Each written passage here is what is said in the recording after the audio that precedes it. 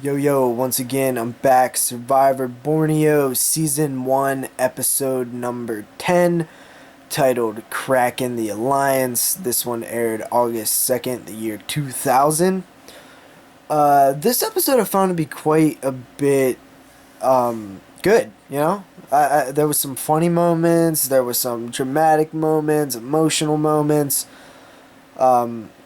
I wouldn't really say exciting moments though. I think the problem with season one is that once you've seen it and once you've seen season two and three and all the way up until season 20 plus up to 30 now practically, it just doesn't have the rewatch value because everything's so basic and really the only thing that there's not big power plays or anything like that. The challenges aren't really that good, but the characters are good. And that's kind of the only reason to rewatch season one because there's some good moments here. You got Jervis talking about his family. He got a new son, which is quite an awesome moment. I've always liked Jervis. I think he's a very good guy, and he's charming, funny. He's just fun to watch. And then you have Rudy, like just old school as hell, talking about marrying out of wedlock. He just sounds so old school. Even now, since the year 2000, 14 years ago, that just sounds. Hearing somebody say that now would even be surprising. Even somebody really old. It just shows you it's like a time capsule. Then you have the reward challenge, which Jervis wins, and he gets a slice of pizza. I mean, man, they were really doing it big back then. A whole slice of pizza, and he willingly shares it with the rest of the tribe, and there's a really funny moment. He offers Rudy a bite, goes down the line, Richard, Colleen, whoever, gets to Rudy, and Rudy says no, and Jervis goes to take it away, and Rudy's hand just follows. It's like his his mind said no, but his instinct said, "Let me have a bite of that pizza," and it is just a really awkward, funny moment.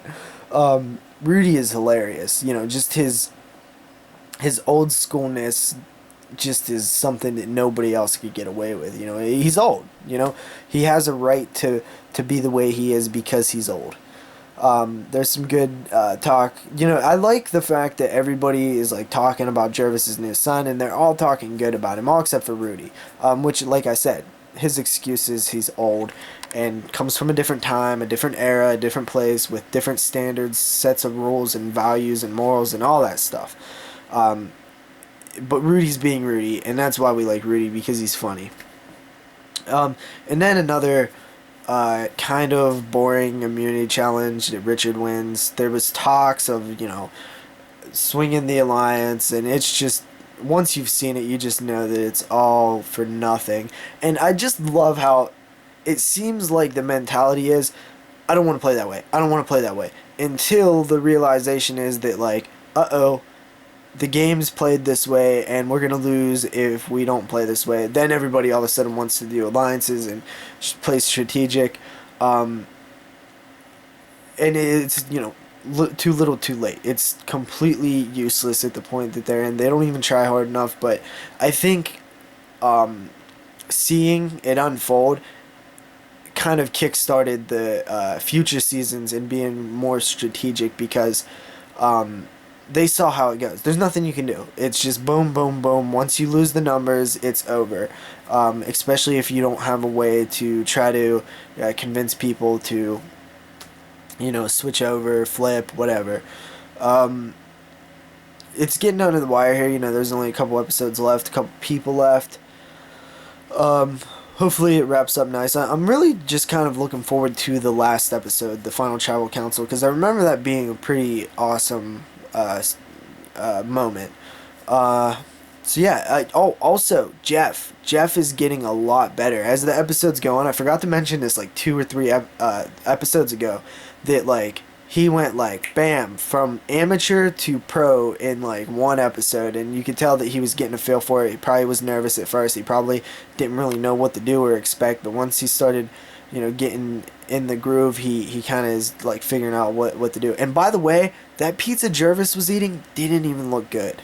So crappy reward. But he did get the call home, which was cool. Anyway, guys, that's it. I'll see you guys next episode. Peace.